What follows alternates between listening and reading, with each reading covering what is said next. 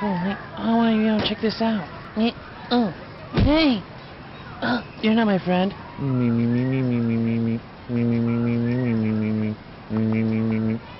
I'm just kidding with you. Hey man, who's that weird dude you're talking to, bro? My friends are here. Oh, cool. So, see you later. G.I. Joe.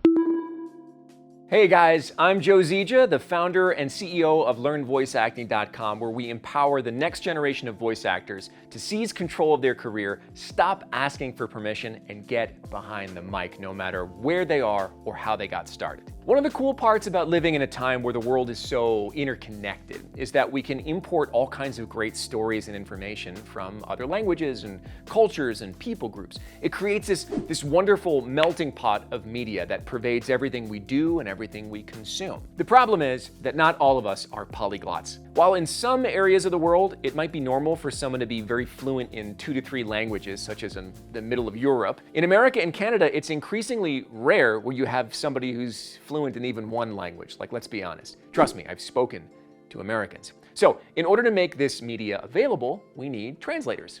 Actually, that's wrong. We need localizers. Let's talk about the difference. Translators are how we get this. Localizers are how we get this. Know that I will tear your heads from your shoulders. The dead must have their tribute.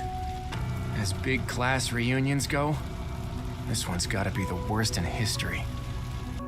Years ago, we fought here as classmates, but not today.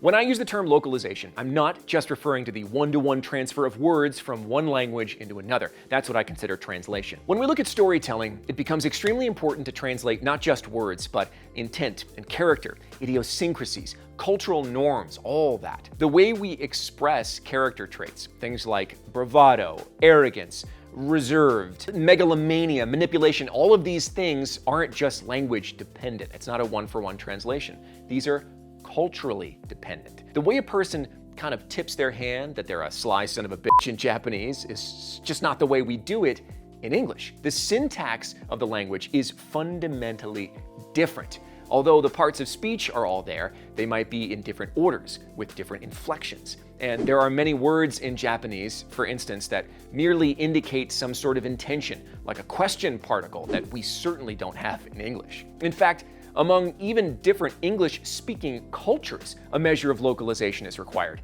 Using the phrase ring to mean call someone in England sounds awkward if you have someone in an American accent saying, "I'll give you a ring." It's just a little weird. All this to say that localization is an art, not a science. In a lot of classic literature that had been translated from its original language many times and many, many years ago, you had people who were translating it who were not only experts in literature, but were experts in literature in 2 different languages. They had years to properly translate things like the Iliad, the Odyssey, the Epic of Gilgamesh, the Enuma Elish, into a form that not only transmitted the intent of the language, but also retained a lot of its poetic grace. In modern media, we don't have the luxury of time, and often we don't have the luxury of budget, and we often don't have the luxury of personnel. There's just not enough people to do it. Our current architecture for localization really has only existed for like 30 years, and it's constantly adapting to fit the times and the pace of media. In many of my experiences, particularly in anime, when things are moving extremely quickly, the localizers aren't present for the recording. So when we go to try to fit their script into lip flaps that are on the screen,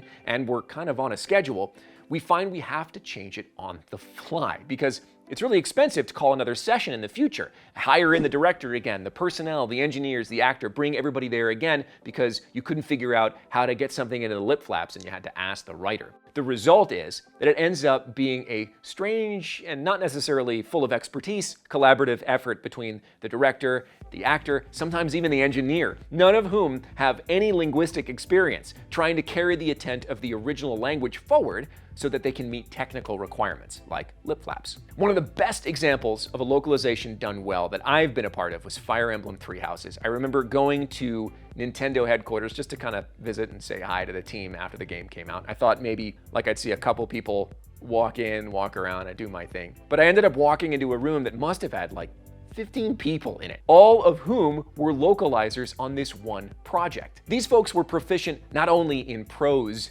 but in the source language and the language they were speaking. Each of them had a specific character that they were responsible for, so that they could focus on maintaining the voice, the perspective, the natural quirks of each one of these characters. The result was a localized script that was almost completely devoid of things like filler words and cliches, cultural mismatches. Each one of those characters felt like a real, living, breathing person, even though the original script was written in a language that was incredibly different from English. I celebrate that localization team all the time because it's kind of a rare experience. Most of the time, the writers aren't in the room when I'm performing a role in a game or anime, and chances are it's because they're being rushed into the next project, where they're going to work overtime, often for not the best pay, to crank out the next piece of content. Obviously, from a business perspective, there's a place where, like speed and quality intersect to create the most money for the shareholders, which is kind of an unfortunate reality of any entertainment-based business. But if I ever run a localization company,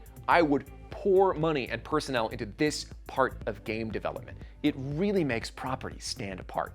I hope you've enjoyed this little glimpse into the guts of the entertainment industry. One thing that we as actors only understand a little bit, and the average consumer understands almost not at all, is just how many different, diverse talent goes into creating the properties that we all consume and love. As actors, it's always great to get handed a script that is just super polished. You know it's been taken care of, it's given the time and the funds it deserves so that you can apply those final touches, as an actor, of a long chain of events. Thanks so much for the subscribes and the likes. If you want to get started on your voice acting journey today, you should check out all the free resources I have linked for you in the description below, including warm-up guides, free trainings, other resources that'll help you break through the barriers of low confidence and the mystery of this industry and get you started on your voice acting career today. Now that we're done localizing all this, go get behind the mic.